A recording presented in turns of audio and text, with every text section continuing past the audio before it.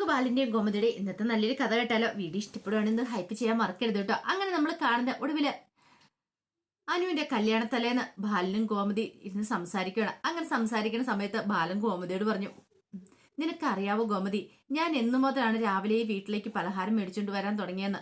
ഞാൻ നടക്കാൻ പോകുന്ന സമയത്ത് രാവിലെ പലഹാരം മേടിക്കുമായിരുന്നല്ലോ, നീ അതിനെക്കുറിച്ചൊക്കെ ഓർക്കുന്നുണ്ടോന്ന് ചോദിച്ചു. അപ്പോഴേക്കും ഗോമതി പറഞ്ഞു, അത് ബാലേട്ട ഞാൻ കൃത്യമായിട്ട് അറിയില്ലല്ലേ, പക്ഷെ എനിക്കറിയാം അനുമോൾക്ക് ഒരു 10-11 വയസ്സോ അന്നുണ്ടായിരുന്നുള്ളൂ. ഒരു ദിവസം രാവിലെ ഞാൻ വന്ന കഴിഞ്ഞപ്പോൾ കുറച്ച് പലഹാരമൊക്കെ മേടിച്ചോണ്ടാ വന്നേ. നടക്കാൻ പോയിട്ട് വരണ സമയത്ത് അനു അവളുടെ ചേട്ടന്മാരുടെ അടുത്ത് ഇരിക്കുന്നുണ്ടായിരുന്നു, അവിടെ കളിച്ചുകൊണ്ടിരിക്കുമായിരുന്നു. എന്നെ കണ്ടു കഴിഞ്ഞപ്പോഴത്തേനും അനു പെട്ടെന്ന് അങ്ങോട്ടേക്ക് വന്നു. സാധാരണഗതിയിൽ അവൾ എൻ്റെ അടുത്തേക്ക് വരാറില്ല, കാരണം അവളുടെ ചേട്ടന്മാർക്ക് എന്നെ പേടിയാണ്. അപ്പൊ അതുകൊണ്ട് അവൾക്കും എന്നെ ഒരു പേടി ഉണ്ടായിരുന്നു, വരാറുണ്ടായിരുന്നില്ല. പക്ഷെ എൻ്റെ കയ്യിൽ ആ പൊതി കണ്ടുകൊണ്ടാണ് അവൾ എൻ്റെ അടുത്തേക്ക് വന്നത്. അങ്ങനെ അന്ന് വന്നു. അവൾ ഭയങ്കര സന്തോഷത്തിലായിരുന്നു. പലഹാരം ഞാൻ അവളുടെ അടുത്തേക്ക് കൊടുത്തു, കയ്യിലേക്ക് കൊടുത്തു. പിന്നെ എന്നും ഇത് പതിവായി. അങ്ങനെ അന്നു മുതൽ തുടങ്ങിയ ശീലമാ. അതെ, ഇന്ന് വരെ ആ ശീലത്തിന് മാറ്റം വന്നിട്ടില്ല എന്ന് പറഞ്ഞു. അത് കേട്ടപ്പം കോമതി പറഞ്ഞു, ബാലേട്ടാ, ബാലേട്ടനറിയാവോ, ഞാൻ അടുക്കളയിലാണെങ്കിൽ അവൾ എന്നോടൊപ്പം വന്ന് നിൽക്കും. എന്തേലുമൊക്കെ ഇങ്ങനെ പറഞ്ഞുകൊണ്ട് ഓരോന്നോരോന്നൊക്കെ പറഞ്ഞുകൊണ്ടിരിക്കും. പിന്നെ അത് മാത്രമല്ല, അവൾക്ക് എപ്പോഴും ചൂട് ദോശ കഴിക്കാനും ഇഷ്ടം. എങ്ങാനും തണുത്ത ദോശ കൊടുത്തിട്ടുണ്ടെങ്കിൽ ഈ വീട്ടിൽ ഭൂകമ്പം നടക്കും. ഇതിൻ്റെ ഇടയ്ക്ക് ആകാശോ ആനന്ദോ ആരെങ്കിലും വന്ന് ചൂട് ദോശ എടുത്തോണ്ട് പോയിട്ടുണ്ടെങ്കിൽ പിന്നെ അവൾ ഈ വീട് തന്നെ തിരിച്ചു വെക്കുമെന്ന് പറഞ്ഞു. എന്തൊക്കെയായിരുന്നു ശരിക്കും. അതൊക്കെ ഓർക്കുമ്പോൾ എനിക്ക് അവളെ മിസ് ചെയ്യുമെന്ന് പറഞ്ഞു. നാളെ മുതൽ ഇനിയിപ്പോൾ അവൾ പോയി കഴിഞ്ഞിട്ടുണ്ടെങ്കിൽ കോമതി, അവളിപ്പോൾ വലിയ പെങ്കൊച്ചായില്ലേ, അവളുടെ കല്യാണപ്രായമായില്ലേ, അവൾ കല്യാണം കഴിച്ച് വേറൊരു വീട്ടിൽ പോയി നല്ല സുഖമായിട്ട് ജീവിക്കട്ടെ, അവൾക്ക് നല്ലൊരു ജീവിതം കിട്ടണം, അത് മാത്രം എൻ്റെ മനസ്സിൽ ആഗ്രഹമുള്ളെന്ന് പറഞ്ഞു. അപ്പോഴേക്കും ഗോമതി പറഞ്ഞു, എനിക്കിപ്പോൾ അവളെ കാണാൻ തോന്നുന്നുണ്ട് ബാലേട്ടാന്ന് പറഞ്ഞു. ഒന്ന് പോയി അവളെ കണ്ടു വന്നാലോ? ഇപ്പോഴീ സമയത്തോ? അവൾ നല്ല ഉറക്കമായി കാണും, സാരമില്ല, ഒന്ന് പോയി നോക്കാന്ന് പറഞ്ഞു. അങ്ങനെ അവർ രണ്ടുപേരും കൂടെ അനുവിൻ്റെ മുറിയുടെ അങ്ങോട്ടേക്ക് വരുമ്പോൾ കഥ കടഞ്ഞു കിടക്കുക. അപ്പം ഗോമതി അനുവിനെ വിളിക്കുവാണ് കഥ തുറക്കാൻ വേണ്ടിയിട്ട്. പക്ഷെ അനു കഥ തുറന്നില്ല. ബാലൻ പറഞ്ഞു, നമുക്ക് പോകാം ഗോമതി, അവൾ കിടന്നുറങ്ങട്ടെ, നാളെ കല്യാണമല്ലേ അവളുടെ, അവളെ നന്നായിട്ട് കിടന്നുറങ്ങട്ടെ എന്ന് പറഞ്ഞു.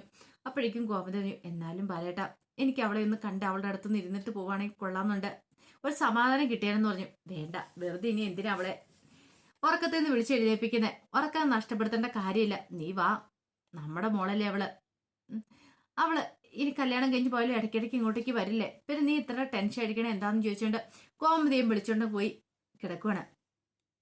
അങ്ങനെ അന്നത്തെ ദിവസം അങ്ങോട്ട് കഴിഞ്ഞു. പിറ്റേ ദിവസം രാവിലെയായി. ഗോമതി രാവിലെ കുളിച്ച് റെഡിയായി പൂജാമുറി വന്ന് വിളക്കൊക്കെ കൊളുത്തിയിട്ട് മനോരി പ്രാർത്ഥിക്കുക, എൻ്റെ ഭഗവാനെ എല്ലാ കാര്യങ്ങളും നല്ല ഭംഗിക്ക് നടക്കണം, ഞങ്ങളുടെ അനുവിന്റെ വിവാഹം എന്ന് ഒരു മുടക്കങ്ങളും വരില്ല എന്നൊക്കെ പറഞ്ഞ് പ്രാർത്ഥിച്ചു. പ്രാർത്ഥിച്ചിട്ട് അങ്ങോട്ട് തിരിയുമ്പോഴത്തേനും മീനാക്ഷിയും ഇത്രയും കൂടെ അരിഞ്ഞു വന്നു. അല്ല, എൻ്റെ അനു എന്തിയേ, അപ്പൊ നിങ്ങൾ ഇതിനായിട്ട് പാർലറിൽ പോയില്ലേന്ന് ചോദിച്ചു. അമ്മേ, അതിന് സമയമായില്ലോ, 5:30 ആകുമ്പത്തേനും അവളെയും കൊണ്ട് പോകുന്നു പറഞ്ഞല്ലേ, എന്നിട്ട് ഇപ്പോഴോ? അതെ, 6:30 ആകുമ്പത്തേനും പോയാൽ മതി.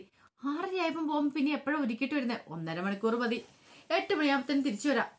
8 മണിയാകുമ്പോഴോ? നല്ല കഥയെ എൻ്റെ അമ്മേ, അതിൻ്റെ ആഹുകാലം അല്ലേ 9 മണി വരെ, അതുകൊണ്ട് പേടിക്കേണ്ട കാര്യമൊന്നുമില്ല. അമ്മ ധൈര്യമായിട്ടിരിക്കുക, 8 മണിയാകുമ്പത്തേനും അനുവിന് ഇവിടെ ഒരുക്കിക്കൊണ്ട് വന്നാൽ പോരെന്ന് ചോദിച്ചു. ഒരു കാര്യം ചെയ്യുക, പെട്ടെന്ന് പോയി അവളെ വിളിക്കുക, അവള് നല്ല കൂർക്കം വലിച്ചു കിടന്ന് ഉറങ്ങുമായിരിക്കും, വിളിച്ചെഴുന്നേപ്പിച്ചില്ല അവള് വരാൻ പോകുന്നില്ല എന്ന് പറഞ്ഞു. അങ്ങനെ ഒടുവില് മീനാക്ഷിയും മിത്രയും കൂടെ അനുവിന്റെ മുറിയിലേക്ക് പോവാണ്. അപ്പോഴേക്കും ബാലൻ അങ്ങോട്ട് വന്നു. ബാലനെ കണ്ടിച്ചപ്പോ ഗോമതി പറഞ്ഞു, ബാലേട്ടൻ ഇത് എന്ത് നോക്കി നടക്കുക? അതെ, ഞാനിവിടെ ചെറിയൊരു പണി. അതെ, ഓഡിറ്റോറിയത്തിലേക്ക് പോകണ്ടേ, ഓഡിറ്റോറിയത്തിൽ ധർമ്മനുണ്ട്, ധർമ്മൻ കാര്യങ്ങളൊക്കെ നോക്കിക്കോളൂ എന്ന് പറഞ്ഞു. ഇതേ ബാലേട്ട, ഒന്നിനും ഒരു കുറവ് വരില്ല, അറിയാലോ, ഒന്നും വരത്തില്ല, നീ ധൈര്യമായിട്ട് ഇരിക്കും ഗോമതി എന്ന് പറഞ്ഞുകൊണ്ട് ബാലന് മുറിയിലേക്ക് കയറി പോവാണ്. ഈ സമയത്ത് മീനാക്ഷിയും മിത്രയും കൂടെ പോയി അനുവിനെ വിളിക്കുക. അനു കഥ തുറന്നില്ല. സുകന്യ അങ്ങോട്ടേക്ക് വന്ന് സുകന്യെ കണ്ടത്, ദൈവമേ, എന്ത് ചെയ്യണമെന്ന് അറിയത്തില്ല, ആകെപ്പാടെ പ്രശ്നമാകുമോ? അനു കഥ തുറക്കുന്നില്ലല്ലോ.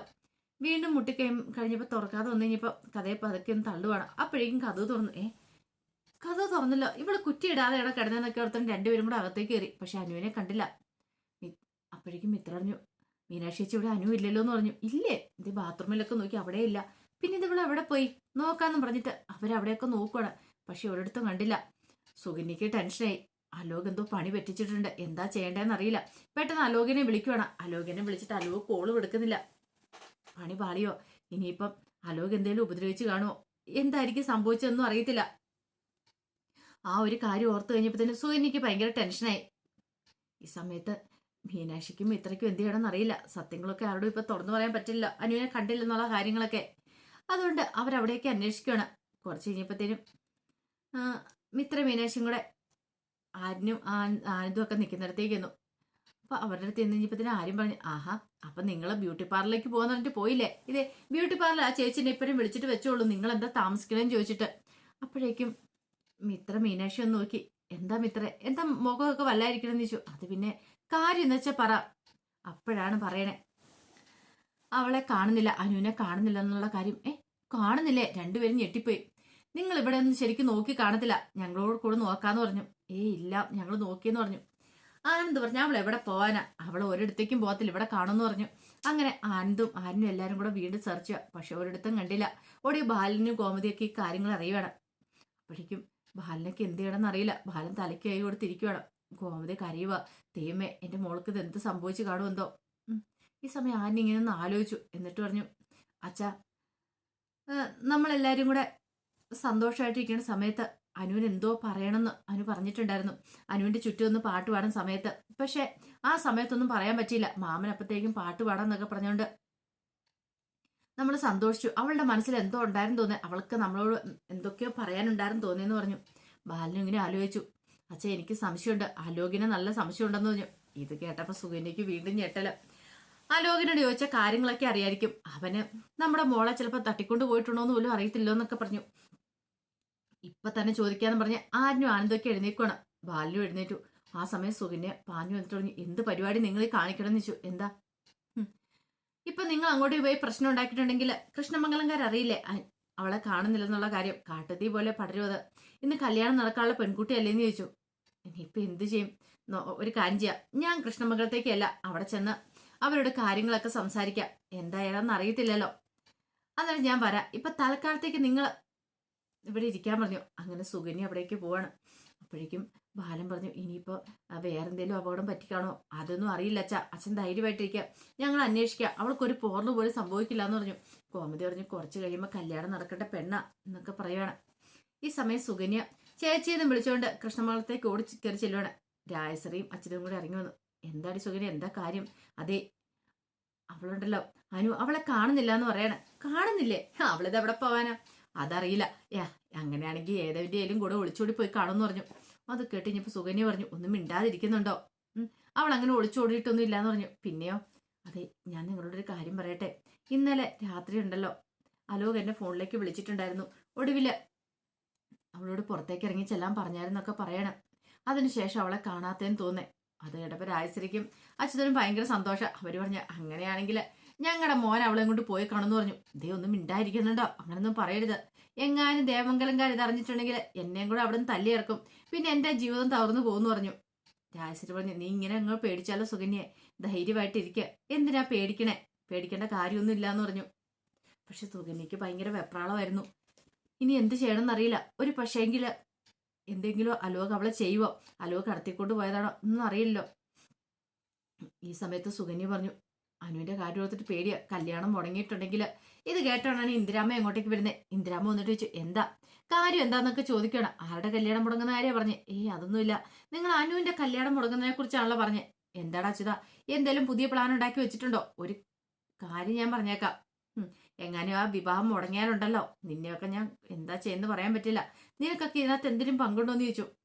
അപ്പോഴേക്കും അച്ഛനും പറഞ്ഞു, എന്തൊക്കെ അമ്മയമ്മ ഈ പറയണേ? അതിന് ആ പെണ്ണിനെ കാണാതെ പോയതിന് ഞങ്ങൾക്ക് എന്ത് ചെയ്യാൻ പറ്റുമെന്ന് ചോദിച്ചു. ഞങ്ങളൊന്നും ചെയ്തിട്ടൊന്നും ഇല്ലാന്ന് പറഞ്ഞു. ഇന്ദിരാമ, ദൈവമേ, ഇനിയിപ്പോ പിന്നെ എന്തായിരിക്കും സംഭവിച്ചിട്ടുണ്ടായിരിക്കുക? അനുവിനെ കാണുന്നില്ലെന്നുള്ള കാര്യം പറഞ്ഞ് ഇനിയിപ്പോ ഇന്ദിരാമയ്ക്ക് സഹിച്ചില്ല. അതിനേക്കാളും എപ്പോഴായിരുന്നു സുകന്യയ്ക്ക്. അപ്പൊ അതിന്റെ കഥകളൊക്കെ ഇന്ന് കാണുന്നത്. ഇതിന്റെ ബാക്കി വിശേഷങ്ങളുമായിട്ട് വൈകുന്നേരത്തെ പ്രൊമോയി വരാട്ടോ. ഒരിക്കൽ കൂടി എല്ലാവർക്കും ശുഭദിനം നേർന്നോട്ട് നിർത്തുന്നു. നന്ദി.